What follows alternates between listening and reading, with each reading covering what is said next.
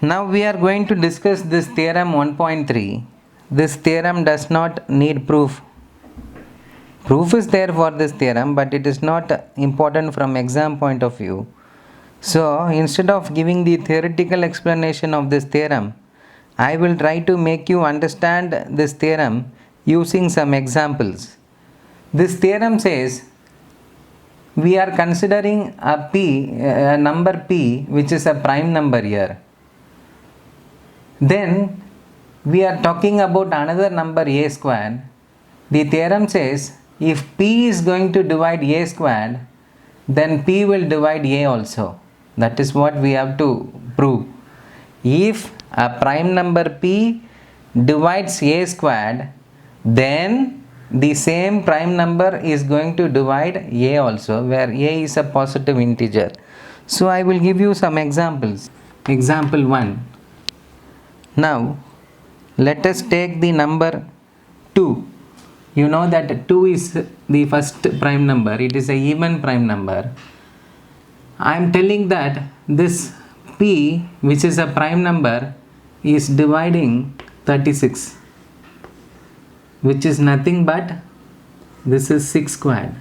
Now we will read the statement. Let p be a prime number.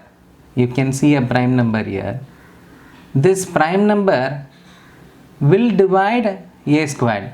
You know that 2 will divide 36 because 36 is a even number. It is always divisible by 2.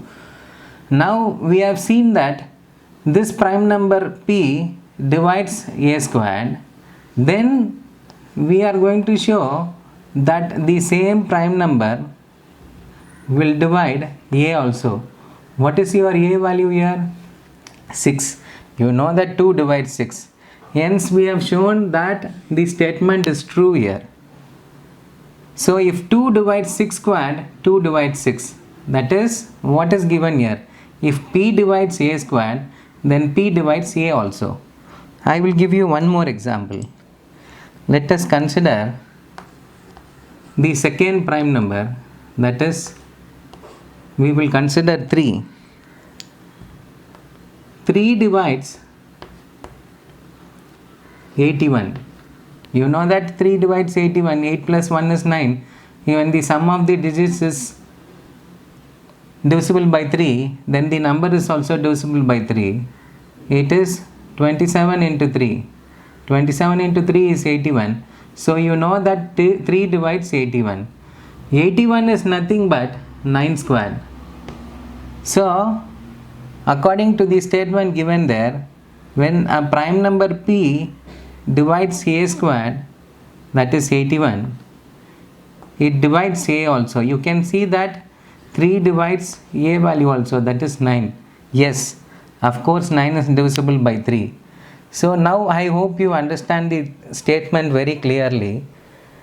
The statement says if a prime number divides a squared, that is 9 squared here, then the same prime number divides a also, which is 9, because 81 is 9 squared.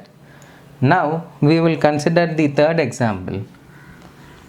I will give you one more example. I think so it is enough for you to understand.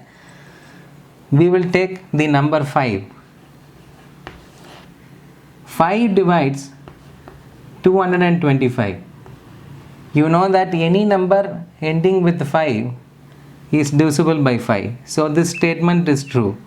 5 divides 225, but this 225 is nothing but it is 15 squared. So you can say that 5 divides 15 squared, that is p divides a squared. Then you can say that this prime number p divides that a also. A value here is 15. Yes, of course 5 divides 15. 15 divided by 5 is 3. Now you can see that in all the 3 examples I have given you, we have proved that statement to be true. Whatever prime number you take, the prime number, if it is dividing a squared, then it is dividing a also. So this is the explanation of theorem 1.3. You keep this in mind, because using this theorem 1.3 only we are going to solve Sorry, we are going to prove one important theorem 1.4, that is root 2 is irrational.